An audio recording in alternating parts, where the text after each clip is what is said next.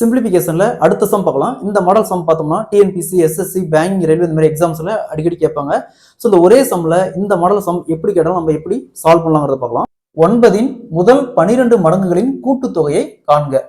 9 முதல் 12 மடங்கு அப்படின்னா இப்போ 9, 18, 27, 36, 45, 54, 63, 72, 81, 90, 99, 108. ஸோ இதான் முதல் 12 மடங்கு. ஸோ இதோடைய கூடுதல் இதெல்லாம் ஆட் பண்ணோமா 702 வரும். So answer will be D 702.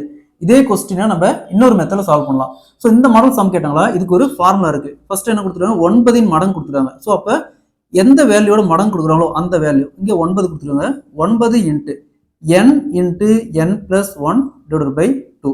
இங்கே 9 இன்ட்டு n அப்படிங்கிறது எத்தனை மடங்கு, இங்கே 12, 15, 20 அப்படிங்கிற அந்த மடங்கு. அப்போ என்ன கொடுத்துருக்காங்க 12 into n plus 1, 12 plus 1 13 divided by 2.